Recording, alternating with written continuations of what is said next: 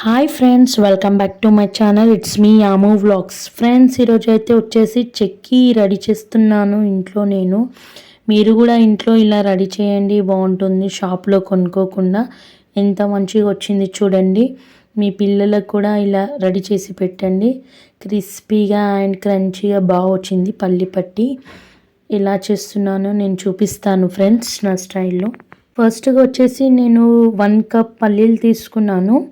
పల్లీలని మంచిగా మనం దూరగా ఫ్రై చేసుకోవాలి.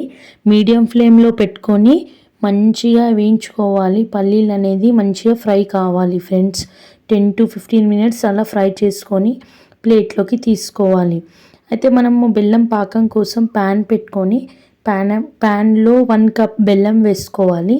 బెల్లంని బాగా తీగ పాకం వచ్చేంత వరకు బెల్లంని ఫ్రై చేసుకోవాలి ఫ్రెండ్స్. మనము మంచిగా వాటర్ పోయొద్దు, అవే మనకి దాంట్లో బెల్లంలో నుండి వాటర్ రిలీజ్ అవుతుంది వేడికి.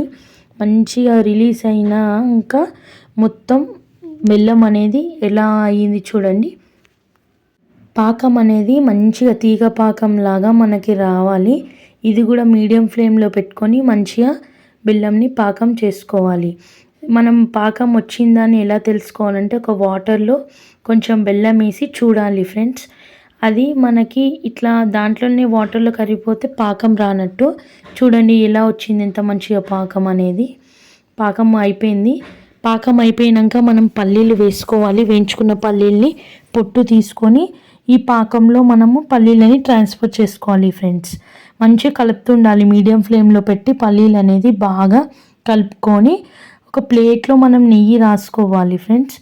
నెయ్యి రాసుకొని ఆ పల్లీలు అనేది ఆ ప్లేట్లోకి ట్రాన్స్ఫర్ చేసి మంచిగా స్పూన్తోని మనం ఒక లేవల్గా చేసుకొని ఫస్టే మనము పల్లీలని కట్ చేసుకొని పెట్టుకోవాలి. నైఫ్తోని కట్ చేసుకోవాలి. పీసెస్ రావాలనుకుంటే కట్ చేసుకొని పెట్టుకోవాలి వేడిపైన.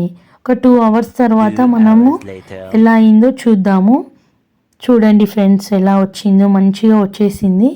ప్లేట్లో నుండి మంచిగా వచ్చేసింది చూడండి. పల్లి పట్టు అనేది చాలా బాగుంటుంది ఫ్రెండ్స్. మీరు కూడా షాప్లో కొనుక్కోకుండా ఇంట్లోనే ఇలా రెడీ చేసి చూడండి. మీ పిల్లలకి చాలా టేస్టీగా ఉంటుంది.